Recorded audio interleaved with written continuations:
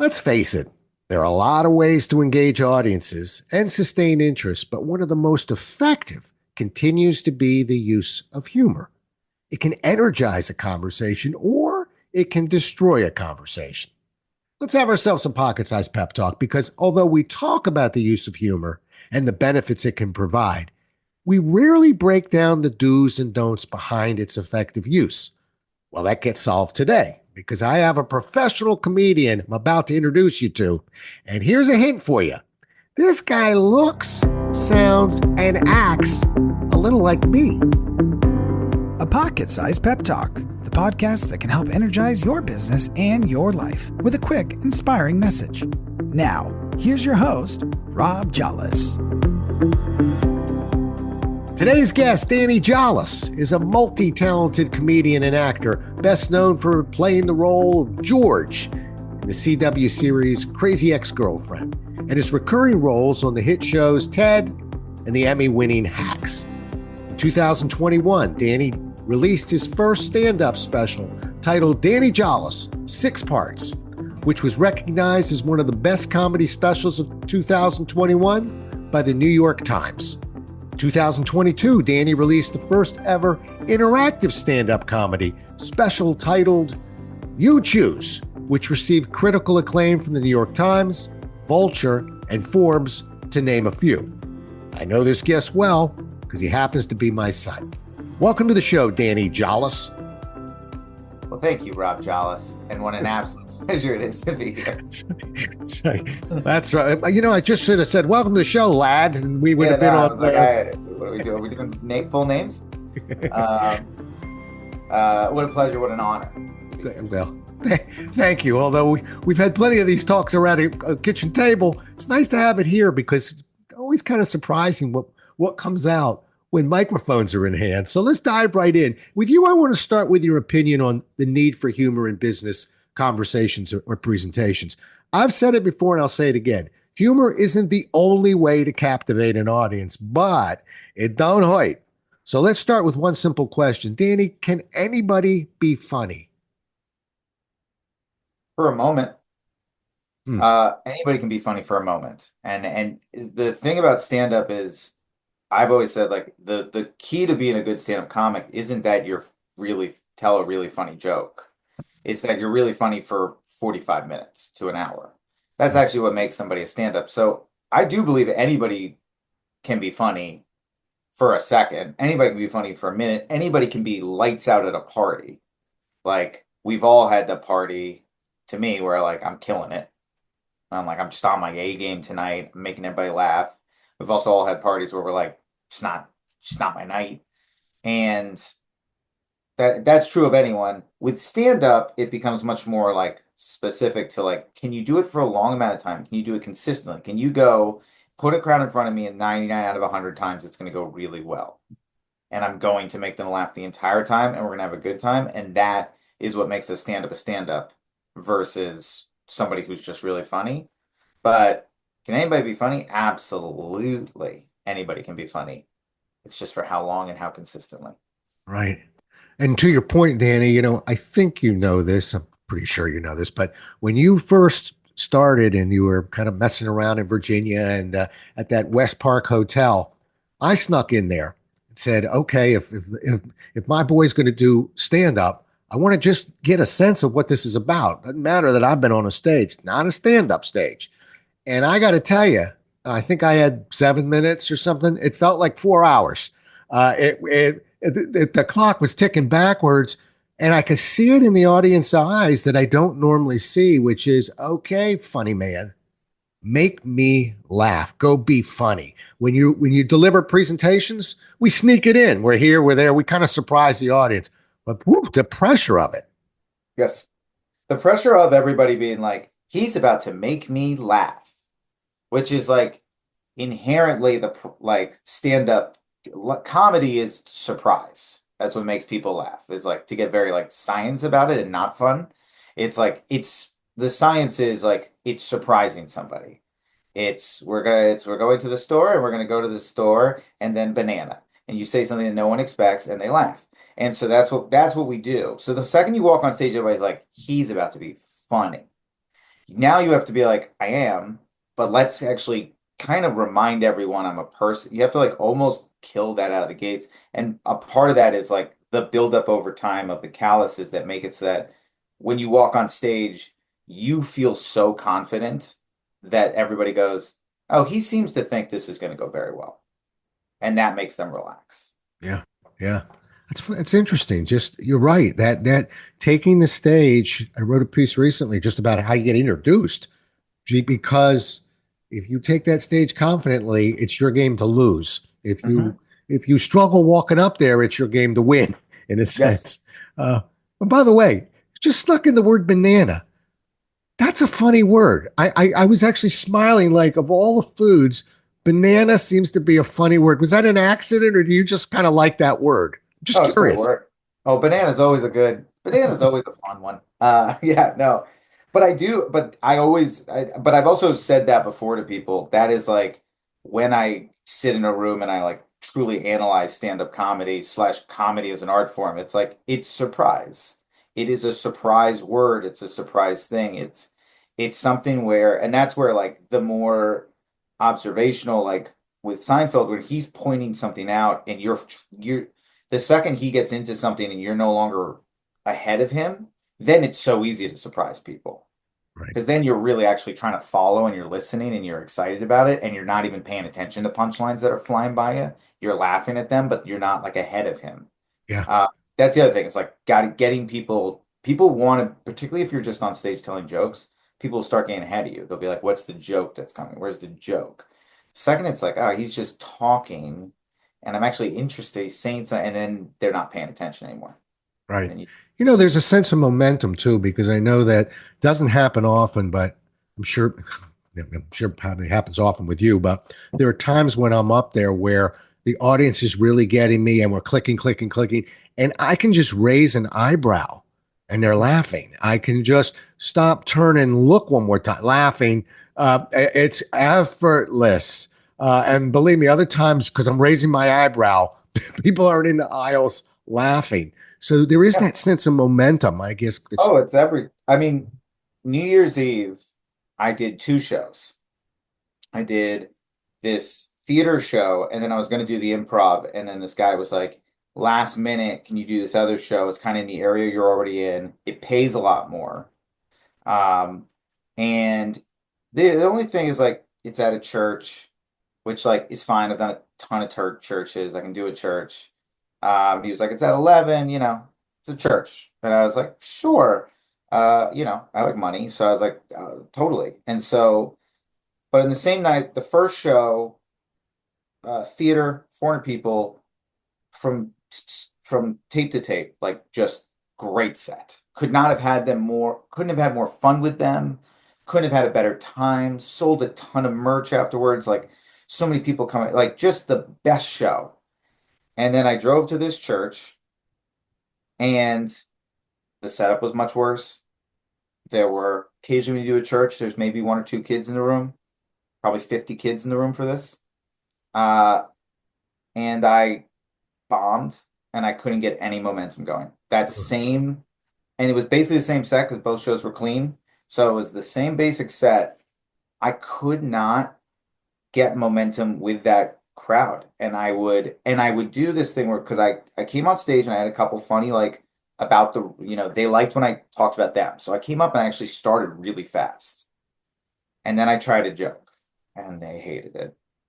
And then I was like, I think there was some guy named there like Lofi or Dofi. He had some weird name, but I had to follow a lip sync battle and he wouldn't go on stage. He just wouldn't go on. So I kept like talking about like he's my hero. He just didn't give in. They like laughed a lot at that. So then every time I would just tell a joke, bomb. Yeah, Lofi over there, massive laugh. Everybody loves Lofi. And it'd be like, okay, and I'd be like, all right, I got him again. Let's try to ride this momentum. This time is gonna be one. Try it again. Nothing. Just horrible. 30 minutes. Long. That was brutal. But in the same night, same basic set. And just what happens when you have momentum? What happens when you have no momentum? Completely yeah. different. Wow. You know, um, Listen, I've seen your act. Don't take this the wrong way. You're not always funny. All right? Easy. Let me just get finished with this. I don't think you always want to be funny either. Um, but when you're not funny, Danny, you're interesting. And you know, for people who haven't seen Danny, and you can Google him and YouTube, he's all over the place. You'll get a sense of him. I'm gonna pay you a compliment, and I've said it before. You remind me a little bit of George Carlin, because George Carlin wasn't, joke, joke, joke, joke, joke. He was more, I think you used the word rant. He would get on something and then stay there, and it was interesting. And we get to the funny parts, but you'd learn something too. So the reason why I'm asking this is because are there things that you would recommend to my audience here who might be standing going, I'm not a comic, but I'd want to be interesting, that maybe you could sort of dip into the interesting side of this? What would you recommend for somebody there? So on a speaker level, or even just general level, like Hmm. my first piece of advice, and I'm kind of off the cuff in this, but the first thing I always say is never say, "Can I tell you guys a joke?" Right, The second you say, "Can I tell you a joke?" everybody goes, "Here it comes." right. The second you go, "Something happened the other day," and you just tell it Hmm. and just count on the laugh, that's the first thing. Like anytime I'm with somebody and they go, "Can I tell you a joke?" I'm always like, just do it. Right. Just say it. Great tip. I see Yep. that a lot with, like, particularly if I do shows with like people that aren't comics, they'll say that a lot when like they get to the thing that they're like, this is about to be funny, and they'll almost like spoil it. It's like almost like a spoiler alert where it's like you're spoiling a laugh. Right. Let yourself accidentally fall into that punchline that you knew was coming. So that's like the first one. And the thing is, I mean, it's like the things you learn doing stand up, the first thing is like be yourself. Like that's the biggest thing, is like you very quickly, all of us go on stage doing an impression of our favorite comic when we first start. That's what we're doing. We're just doing an impression. And then it doesn't work because it's not actually who you are, and you start slowly like doing this self-analysis nightmare. But you really learn like, oh, the more I'm myself, the more the crowd's like, oh, we like that. Mhm. Oh, we like when he's himself. So it's like, you don't have to just be what you are, truly. And I think that's like very true with business, is like when I, as somebody who isn't in sales, I mean, I am in my own way, but like Right. when I go into a car dealership and somebody's putting it on, right? You feel it. You're doing an impression of a salesman. And immediately I'm like, so it's not real. Everything that's happening right now isn't real, and you're turned off. And the second you just are like, some guy's like, hey, what's up? Do you want to look at some cars? It's like, I'm sure that isn't the way they're trained. I'm sure that's wrong but it's like, to me, I go, oh, it's just a guy and he's just trying to sell me something. And of course he's trying to sell me something, but we're just talking. That is so much more appealing to me. And that's definitely from stand up. I definitely am always like, be yourself. Good. Be yourself Good. first. That's good, Danny. And that part about I want to start with a joke, you're really shooting yourself in the foot, because we just talked about how challenging it is, even for a guy like me, 40 years as a professional speaker, and my knees are knocking, I'm shaking like a leaf for 7 minutes in front of 8 people on an open mic. Yeah. And why? Because I'm now going to tell you jokes. So why Hmm. in the world would we want to thrust ourselves back into that arena, in a sense, and say, I want to start with a joke, or I got a joke for you? Yeah. Ironically, people who know me are always surprised when they say, I've really never heard you tell a joke. I don't think you've ever heard me say, hey, Danny, let me tell you a joke. I don't know any jokes. I don't like jokes. I like to observe things and react to things. Hmm. And sometimes, don't tell anyone, but sometimes whatever I might be reacting to, I may have reacted like that in front of a few other hundred audiences. Hmm. But it's that authenticity that you're talking about, and I want to start with a joke. It's the complete opposite of doing that. Yep. You just killed it. You killed the facade. Right. Now it's all obvious. So Yeah. yeah. All right. All right. Your mother and I my audience would like to know what Yeah. ins- what inspired you to become a comedian. We really would like to know this. What happened? Did a coconut hit you in the head? When did it happen? Mowing the lawn? I don't know. Well, I mean, I think it's a double way. I mean, there's I actually so the answer I give on pretend I'm not talking to you. Okay. Uh, the answer I give is like one, obviously always loved stand up due to you. You raised me on it. Mhm. Raised me on stand up, raised me on Jerry Lewis. Obviously like comedy ran our household, so that's going to push me towards it. However, when I went to NYU, um, for theater, I was really set on being a serious actor, and that's what I wanted to do. And to this day, dream of it. Seems as if I only auditioned for Goofy Goof of the Week, but I will at some point hopefully do a drama. Um, but no, I went really like I was doing messing with stand up, but I wasn't really doing it through college because I was like, I'm going to be a serious actor. And then um, I was when I was graduating NYU, I was being hit with the reality that Hollywood is a very closed circle, and I couldn't get auditions. Here I am. I practice these skills. I now think I'm a really good actor, and these people are like, "Okay, time to," I'm like, "Okay, I'd like to audition," and they're like, "Well, you can't." It's like, well, then what was the point? Why'd we do any of this? Like, and I was watching that happen to me, and I was realizing just like, oh, I don't have connections. I'm in big trouble. I can't even get an agent or manager. And then right as I was graduating, my friend Lindsay, now very successful playwright, texted me and she was like, there's a guy filming a special at the NYU auditorium. They need people. They need people just to show up. There aren't enough people. Would you want to go? And I was like, sure, and she goes, he was in 40-Year-Old Virgin. He was in 40, that's all I heard about this guy. And I showed up and I was third row for Kevin Hart's first special. Mm. And he was incredible. Um, and so just I just remember thinking that's undeniable. And I don't know if this guy has a connection in the world, but it's going to work out for him. Like he's so clearly presented how you could make money with him. Um, that I just left that room and I was like, that's what I'm going to do. And I kind of quit. I quit even really trying to audition. I quit improv, like all the other things I was doing. I kind of just stopped them and I was like, stand up allows you to do that. I'm going to chase that. So Kevin Hart was really big. What you remember what year that was? That's right when I was graduating. So 2010, 2011. Right. So that is really early Kevin Hart. Well, if Oh, you're he was no, again, they were looking for people to attend this show. right. He's Wow. now selling out football stadiums. Right. They needed people to show up. Yeah. Yeah. And just so you know, everybody, Danny, when he was talking about going to school, he was in the Tisch School at NYU. So this is where they really are producing the actors. I can understand why you thought this will be the original path. That was the whole Yeah. point. The whole Right. point of going there was I'm going to get this background, blah, blah, blah, and then agents and managers will go, oh, he went to NYU, he's good. Right. And that's just not how Hollywood works. Right. Hollywood does not work that way. Yeah. And But we do have to say this. In business, as in Hollywood, it's just Hollywood's on steroids on this.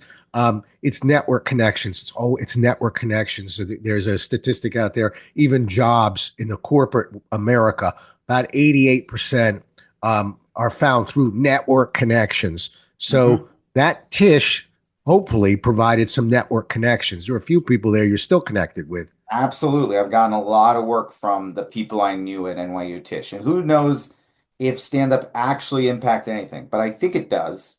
Um, but yes, 100%. I made a lot of connections there. I did become a better actor, which should matter. Right. And yes, I mean, Crazy X is directly, that's Rachel. I met her at NYU. That's a direct one. There's a ton of other ones I can point to of Rachel Bloom he's talking about. Uh-huh. sorry, Rachel, Yeah. who, but many others, Yeah. but I've also made a lot of connections through stand-up, but yes, everything's through network connections. It's just hard with another business, I guess. I mean, you can tell me if this is true. It's easier to show if you've done any sales job, here were my numbers here. Here's my abilities. I think degrees are more appreciated in most other professions. Degrees matter.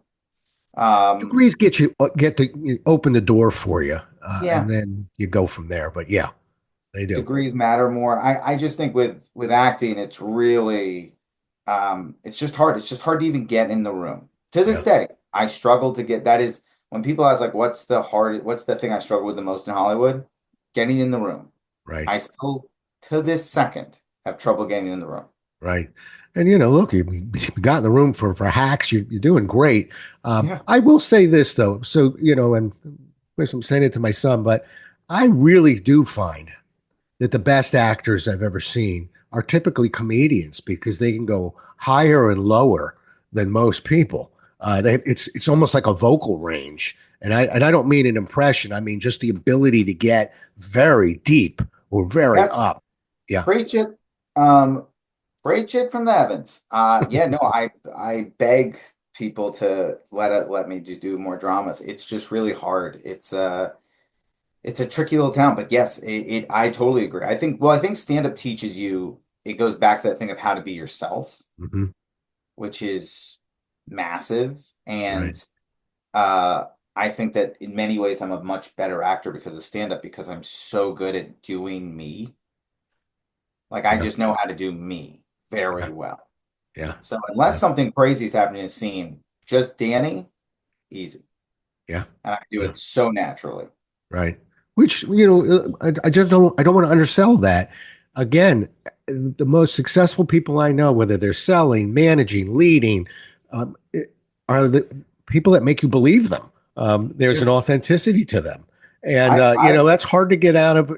I wrote a book on it, but it's hard to get it out of a book, yeah, other than mine. well, of It's course. really hard to get it out of a book. Yes. So, yeah, it's I interesting. think that it's a big if I were to I'll never probably teach an acting class, but I've dropped in on a couple and talked to some people. And the one thing I tell people is I'm like, uh watch like auditions for Iron Man or really old movies that famous actors didn't get. And I'm like watch, Robert Downey Jr. audition for American Beauty or like whatever. Watch Brad Pitt audition for something.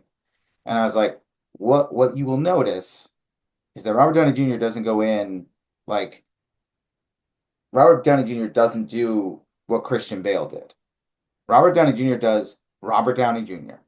He does it his way. When Brad Pitt went into audition for whatever it is thing that he didn't get, he did it his way. Watch everybody audition for all the people. Seth Rogen audition for The Office. He does Seth Rogen. He does it really well. He moves it a little bit closer, but they do what they do really well. I think sometimes theater school gets you really into the idea of like you're an enigma. You become a different thing, and it's like, well, no, who are you? You're going to start there. Who are you? What do you do Right. really well? Make Right. that you. Yeah. It's a great tip for any salesperson who's listening. All right, let's jump back into kind of a corporate audience here from a Mhm. presentation style. How do you? I know you get some corporate gigs. How do you adjust your comedic style to connect with that corporate audience? And let's get rid of the too easy ones. Okay, obviously you clean up your language a little bit. I Certainly. wish you'd do it around the dinner table more often.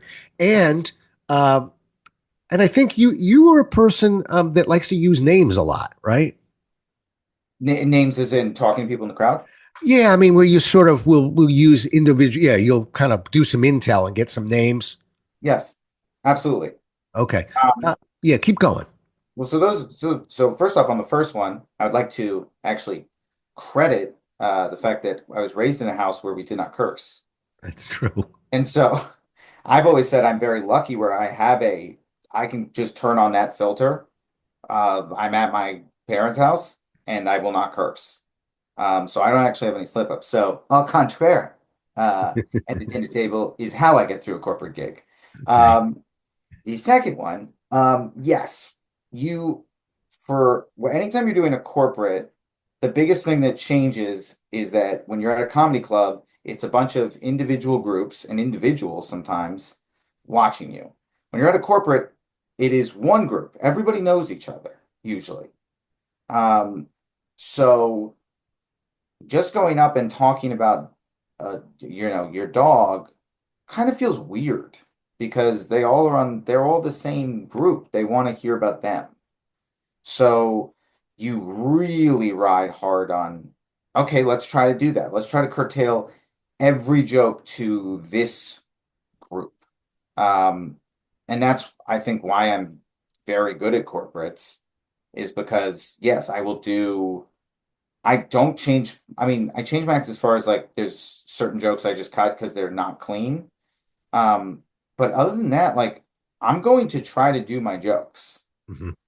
The biggest thing is, and it's usually on the fly at this point. I can do it pretty quickly in my head, going, how can I tie this back to the five people I've met in this room, what they do as a company, everything else? Like, what can I do to make that to just always bring it back to them? What I did one that was like, uh, oh, it's such an obvious word. Uh, if you lose a limb, what do you put on? What is that? What are those called? Prosthetic. I mean, There not you a, go. They do prosthetics. Yeah, prosthetic arm, prosthetic legs. Like it's like I know there's a better word, but not even but sure I got the word completely right, but keep rolling. You're going to but do I it know what you're fine. doing. Yeah. But it's better than me. But that like so everything came back to and this arm and the legs and the thing and just always trying to bring it back to that. That to me is the key because the second you're just doing stand up to them, you can just feel them being like, "What are we doing?" Yeah. Yeah. So you always bring it back to them, and then the other one I always do is like keep it positive. Yeah. Everybody's scared when a cop, particularly right now in stand up, there's an epidemic of mean crowd work. And so, everybody's like, oh, a comic's here. My boss is there. If he makes fun of me, this is disaster. This is my coworker. I mean, it's like, so a Yeah. big part of it is also being like, I'm never going to, more than I'm trying to never hurt anybody's feelings, but truly to corporate, like I always say, I'm like, I'm going to spin everything positive. I'm going to make sure everybody feels comfortable, so that everybody leaves feeling good and that nobody feels like I hurt their ability to do their job the next day. Yeah. And I think that's the other thing I think I do really well that people really appreciate is at the end, if it's Gary and I picked Gary at the beginning, by the end, I've only built Gary up is my Yeah. goal. Never Yeah. into even if I make fun of Gary, it's always going to be with like because Gary, it's just always that at the end, Gary's like that was awesome. Right. Um, that's always with a corporate. I really try to focus on that. I don't know if it even makes it a better show. I just think it's like the right thing to do Yeah. as a person. But you know something, Danny, you mentioned, hey, you were raised in a house where we didn't really curse around the kitchen table. I have seen you. And I've noticed, as you continue to mature in your career, you take not harming your audience more and more seriously. Now, and I don't mean that like it's a serious thing. I mean, I've actually seen you sort of explain early. Don't worry, I'm, I'm not going to attack anyone. And I don't normally see comedians do that, and I really admire it because it. So I'm obviously there's a few drunk people that might want to get picked on, but for the most part, we don't want to be humiliated tonight. We just want to laugh, but we don't know if it's coming. Totally. Well, I think it's more a response to what Instagram has and like the algorithms have rewarded, which is crowd work and particularly negative crowd work and hecklers. Uh huh. I think that like as a result of that, it was something I noticed. I was like, people are scared to sit in the front. People are terrified if I talk to them. Right. And I was like, okay, I have to do something about it because I do want to talk to people. And so that's what I did. I started calling it out, and now it's a nice part of my opening, I find, is kind of that moment of everybody relax. But yes, I started doing it partially as a response to people, particularly like, you know, my generation and generations under me who are really on our phones and we're scrolling. So I'd say 90% of the stand-up comedy they take in is crowd work and hecklers and negative crowd work. Hmm. So they show up to a club and they're like, I think this is mostly a war between a comic and a crowd. I think that is what stand-up comedy is now. And so Right. just being like, no, no, no, no, no, no, no, no, no, like we're gonna have fun. I think Right. really helps them also understand what I'm doing.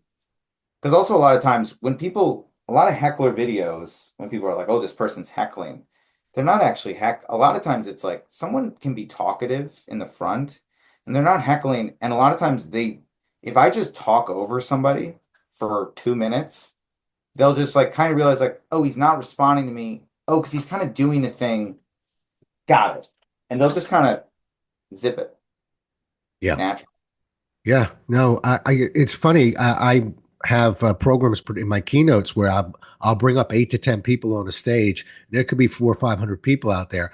And when I say, can I have 10 volunteers? There aren't a whole lot of people who come bounding up. Yeah. But then it's followed by, I got a prize for you. I'm going to take good care of you. Nobody, and then one person, 2 people. But Yeah. you have to convince them that no one will be harmed tonight. Do you get nervous that because I was doing a thing for a while and I kind of stopped where I would pick a couple at the very beginning, Uh-huh. kind of stick with them the whole show. Hmm. And I found that a really dangerous part of that was any couple that really looked like they wanted me to pick them were the worst couples. Right, That was the couple I hated the most. right. It was always the sweetest couples that actually would just kind of give honest, because they were trying to be funny. It was always like the funny comment. It was Yeah, like, I yeah, need you to yeah. be funny. Right. So it's like, so I'm always like, what I would never do is be like, I used to be like, who here has been, who here is married? And just whoever raised their hand first, I'd be like, I won't. And it became this thing of like, who's been married to them? 2 hand shots up. Now, how many people have been married? And I would just literally get those people out, like flag them and get them out of the way. Because I was like, I Wow. don't want you on my stage. Wow. It's interesting. All right, let me shift to some tips from you. All right, let's say you've got a CEO or somebody from HR, so you're not speaking, but if you were going to whisper in their ear, and I'm going to refer to these kind of as amateurs, but who have to take to the mic and the company's watching, uh, if you were going to whisper 1 or 2 things in their ear regarding just stage presence almost, um, to kind of help them just settle, what would it be? 1 or 2 tips to an amateur. You an amateur. I mean, the first one is it's interesting. It's like one thing I always, particularly at shows, is the biggest thing I see is people. I'm always like, first off, put that mic closer to your mouth than you think you need to. Yep. Just don't worry about it. Just put it close to your mouth. Yeah. Um, just that is one that constantly I am watching people being like, just too far from the microphone. Hey Dan, let me just jump in on that one. You're so right because you got somebody they're a little shaky, and the first thing they hear is "can't hear you." Okay, almost Yeah. their own company is heckling them, which Yes. isn't a great way to win to create that momentum we were talking about. Yes. No, I always Outstanding go. point. Keep Yes, I going. always go, you can put a microphone right here and just talk normal and it won't Right. blast anybody's ears out. Right. Just Right. smack it against your mouth, like if Hmm. you want to. Just don't, just put it closer. Right. Um, the other thing is just be you. Like that's always going to be my advice, people. Be who you are. If you're loud and energetic, then be loud and energetic. Be that guy. But Right. if you're kind of a quieter guy or a quieter woman and you're like, I kind of just, it's not really who I am. I'm not the speaker. It's like, great, you don't need to pretend to be. Go up there, hold a microphone. You can say it confidently, but you can still be who you are. Yeah. And the best when I do a corporate, the best CEOs, there's the ones who are just natural performers, but then there's some who they're like, hey, I'm not much of a talker. You guys kind of know that about me. And there's a laugh, and it's like, yeah, there you go. You don't Right. need to bring down the house. Like, Right. you're the CEO. Don't worry about it. Like, Right. just get through it and be you. Everyone's going to respect that. The disasters are the quiet person who's like, I guess I gotta go for it. That's when you get yourself in trouble. Just be you. Yeah. Yeah. Oh, I used to. I mean, I was 30 years old, but they would fly me to Rochester sometimes when I was with Xerox to meet with some of the corporate officers. And I was supposed to be the delivery coach. And just just like we started, what do you think the first thing I would always hear was, I'd like to start with a joke. And it was like this monotone. And it's like, how about we just make it interesting? But, it is funny how we really keep harping on the same thing, which I think should encourage people, which is Danny is just preaching to you at every angle. Best you can be is you. Just stay with you. Stay in your lane there. Don't be somebody you're not. Let's talk about timing for a second, because I happen to think that what makes a great comedian or a great professional speaker is timing. We kind of say the same things other people say, but our timing is unique. Even an actor, there's certain actors I really like. Why? Because their timing. Like I happen to be a Vince Vaughn fan. Okay, I Incredible, great. yeah. We're not going to talk about his reputation or anything. Just him as an actor, and he has a very unique kind of sense of timing. So I don't know if you can break this into a tip, but how could you speak to somebody in terms of timing? Because that is that you either got it or you don't got it, or is there a tip there? I think I stand by anybody can do it for small amounts of time. So it's like Yeah, timing. First off, the way Vince Vaughn does his timing is different than the way Will Ferrell does his timing. Is different right, than the way Jake Johnson does his timing. Like, right. you know, Charlie Day. Like, you can start going down a list. They all have different ways of hitting a joke. So, but as far as, I mean, again, it's breaking expectations. It's always, if you're going to get nerdy about comedy, just know that at its core, it's a surprise. At its core, it is banana. So if you're supposed to say something and then you're supposed to say something else, just say something and then wait a second or whatever, and just hold, just anything that breaks up. And I guess that's a good speaking tip also is when you speak, it can kind of start sounding like this and blah, blah, and you just sort of start going through it and you're not really taking a thing. You're kind of just making everything sound the exact same. It's just going over and over and over again, which is why I'm so excited for you all to be here. Thank you for being here today. It's really exciting. We've been here and if you just stop and then say the next thing, then say the next thing, and even then go faster to the next thing. Just switching up your pauses will Yes, do wonders for right. your ability to not get into that thing where you're just talking like this and you're talking like this and you're talking like this and nothing's happening. Right. Yeah. I wrote a piece one time called The Power of the Pause, of how important it is, even from just that I'm listening to you. So let's now we're not giving a presentation. We're just sitting nose to nose with a client. And the client is saying, what really concerns me, or the reason I brought your company in. And we don't let it sit. We're like, we immediately want to jump on it. Pause, like that really landed. That Mhm. meant something. I think it's one of the things we do the poorest at, and we could improve. I also think I'm going to throw one back at you that I see a lot, which is, remember how you said get the microphone closer? No matter how close you think it is, it's probably not close enough. Get a little closer. I think people are fooled by their adrenaline and they tend to speed up. Remember, we're talking about people that don't do this for a living. Yeah, So yeah. to them, I'm actually going at a very slow pace right now. Whatever you think is slow, slow it down a little bit more. You're not Mhm. boring because you're slowing it down, particularly if we vary the pace and throw some pauses in there. But slow it down. Always slow it down. Very true. Very Yeah, true. Even yeah, yeah. comics, you'll see, the joke amongst comics is everybody thinks they have an hour. And everybody does have an hour if you're crushing. If you're crushing, everybody can kind of get through an hour.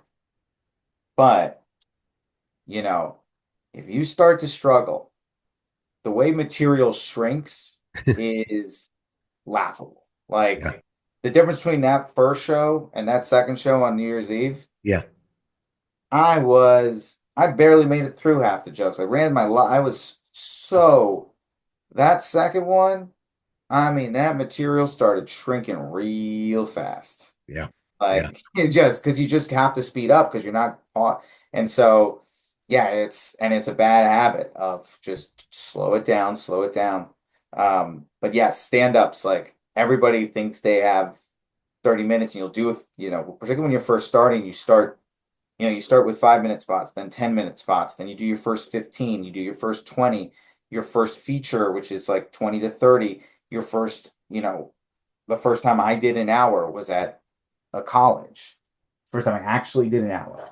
And you know, in theory, I had an hour, but you don't know. So, Did you have yep. any emergency material? I used to do that when I was Gosh, that really first one. early as a trainer and getting my first keynotes. I was so petrified of running too fast, which, by the way, for professional speaking, you almost always run slower when you're anxious because you're putting in all sorts of filler. You haven't tightened your material up yet. Mhm. And no one's really talking. We're not really interacting as much as keynotes. You just don't do as much. You think you do, but you don't. But I always had this, I call it my emergency material of if I go fast, just so I can sleep tonight, I've got Mhm. something to go to. So the way I structure it to this day, even to this very day. But when you first start, what you do is if you have an hour, you go, okay, you could argue my best 15 going up top. My second best 15, and maybe there's a little bit of interchange here, is going at the end. Mm-hmm. And in the middle, we have a list of 1,000 things.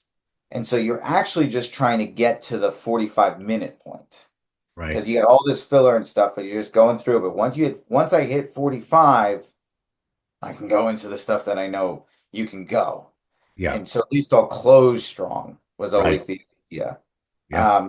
So that was what you would do is like, yes, in the middle is where I'll to this day, I mean, I'll still right now, I just filmed a special, so I'm working on new material.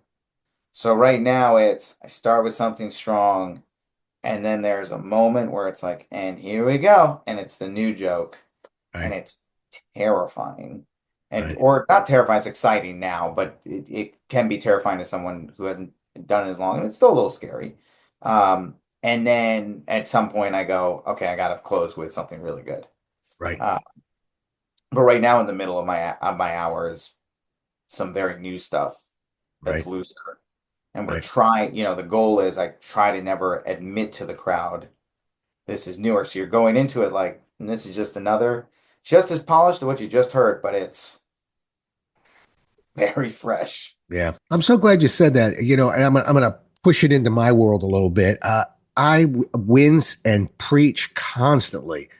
Don't ever tell an audience, I haven't delivered this before. This is new for me. I hope you like it or whatever. This is my first, whatever. You're handing that audience a loaded gun. You really are. And say, now just aim that at my head for the next hour. Yes. Why does that audience need to know this is the first time with this or the first time with that? You know, I did a thing on the show last weekend because I've been working on this one joke and it's a joke about religion and it's been so one, hard to talk about, two, tricky, like just very tough, and it's been a battle. And you know, and the night before went really bad. But I fixed, but I thought I knew I had an idea as I left the stage of what went wrong. yeah, And I went up at this show, granted, great crowd, very nice. But I went into it, did it, did it, kept going well, closed super strong. Debatably my best joke of the night. Like was just like that good. New joke. And at the end, when I hit the end, I went, and I'll tell you something else. That's the first time that joke's worked. And it got such a big reaction. I told them afterwards. So they right, didn't know, but then I was so right. happy. I was like, I'm gonna let them in on it. Oh And they yeah, loved it. That was fun. So I think you can actually do that once you're done with that part of, yeah, I'll tell you what, that's the first time I've ever tried that section. That was really cool. yeah. Like people Oh, like feeling like, oh, we experienced something. yeah, I love that. Actually, it even goes to nobody needs to know you're not feeling well. Nobody needs to know, that you're concerned. But I've closed the same way, Danny, where sometimes I've been sick as a dog, or Mhm. sometimes, I basically disclose, but never in the beginning. At the end, while they're all cheering, cheering, cheering, and I just got out of bed 2 days, bang, bang, bang. They'll cheer a little bit more. But if I start with, I just got out of bed, Yeah. I've had, but been not feeling well. Now I got an audience feeling sorry for me. Now I got an audience distracted going, wonder what he looks like when he's not sick. I wonder what he looks like when he's more confident. Yeah. They're in a whole nother land assessing me. And I don't, it's like a movie.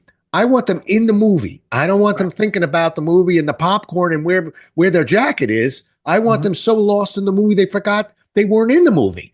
Mm-hmm. Yep. Totally.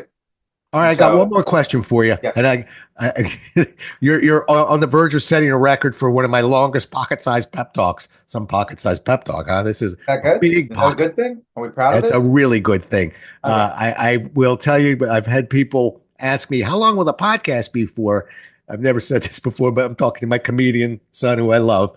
And in my head, I always go, as long as you're interesting, that's how long this Yeah. podcast is going to go for. All right. But I just thought maybe we could just do this one in 60 seconds or less. Storytelling. We got business leaders that like to tell stories, and they're telling it to inspire or motivate their team.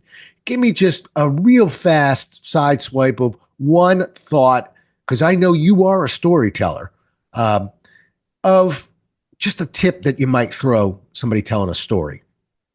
Um, One, cut it down. Yeah. Yep. Usually that's anytime a stand-up comic is do it, so much of comedy is us trying to find punchlines. A lot of stand-up is we're trying to find punchlines, we're trying to get rid of setup.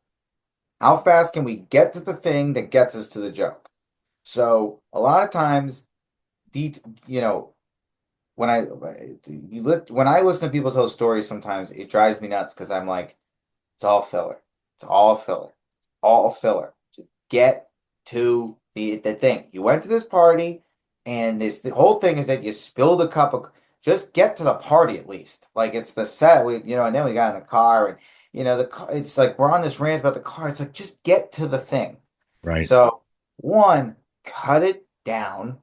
Remember what's the moment of this story that's the big pop? Let's get there fast and let's get there with any necessary information. But if the car doesn't play a factor, don't need to know about the car. Right. Don't need to know about it. And then, unless there's a really good thing with the car, don't tell me about it. And then two, anytime, you can bring something full circle, that just always makes people happy. Yep. So if you are saying something up top and then at the end you go, like a thing, and if you bring it back, everyone always is excited. Yeah. So Yeah. always try to, if you can tie a bow, that's always nice, but cut it down. Right. Oh, yeah. Again, everything feels like everyone like it's long to you. It's very long to us. Hmm. So yeah, we usually if I listed the 10 biggest mistakes speakers make, nine of them wouldn't equal number one, which is you got too much information. It's just too much. Yeah. Let it breathe. Let that audience react. Step into that crowd a little bit. Either physically or mentally, but step into them a little bit. Danny, I've done over 400 podcasts now. It's the first time I've had you on. I don't know why it took me so long, but it's such a joy. How do people get a hold of you? Number one, follow me on social media. It's the best thing you can do, means the world. TikTokers are taking my job. The only way you stop it is by following me. At Danny Jollis on all social media. It sucks, it's lame, but you following me is the nicest gift you can give. Right. With that said, if you follow me, come see me live. If I'm in your city, it means a lot. For this audience, I'll say, happy to do a corporate, always excited, please email. Um, always pumped to do them. Two, which is also go see my specials on YouTube. You Choose, 6 parts. They're both really fun. Really They're great. good. They're really good. Yeah. Very proud of them. Ahem. Number three, stand-up comedy is like hockey. It is fun to watch on TV, but it is just an entirely different beast in person. It is unbelievable live. No matter how many times you've watched it on TV, it is so much better if you go. So please, whether I'm coming to your town or not, look up your local comedy club. Look at the next 4 comics. Make sure you can find 10 minutes uninterrupted of one of them doing stand-up. If you just see a bunch of crowd work or anything short, have to find something longer. But if you can find something longer, buy tickets to see that comic, go see stand-up comedy live. You'll have the best night of your life. You'll never stop going. Go see live stand-up. Good. You did a solid for your industry there. Well done. Thank you. Really fun. And it's interesting. I'm looking at you and listening to you. And I remember when you started, and you were like, Dad, the audience, this and that. And I went, yeah, you need a few years under your belt, but I hear you. And then all of a sudden you blink and, we bump into each other in San Francisco at the airport that one time. Pretty We exciting. happened to be in the same city. And somewhere along the line, Danny, you went from my son who's playing around and has a lot to learn to my son who I'm learning from. And it's a joy watching you. Oops, getting a little emotional. But listen, I'll cut you off there and I'll say, okay. Obviously, I love you very much, Dad, and truly am where I am. Okay. Some finish, huh? I thought we're supposed to finish. But truly where I am because when you were like, how did you get to stand up? It's like, well, you. I mean, obviously you. So yes, we're all here, and the lovely thing. Good. Well, I love you, boy. Thanks for being on the show, and we'll talk soon. Okay. All right. Well, we'll do it again as well as we can, and not so emotional next time. Until then, stay safe. Thanks so much for listening. If you enjoyed today's show, please rate and recommend it on iTunes, Outcast, or wherever you get your podcasts. You can also get more information on this show and Rob at jollis.com.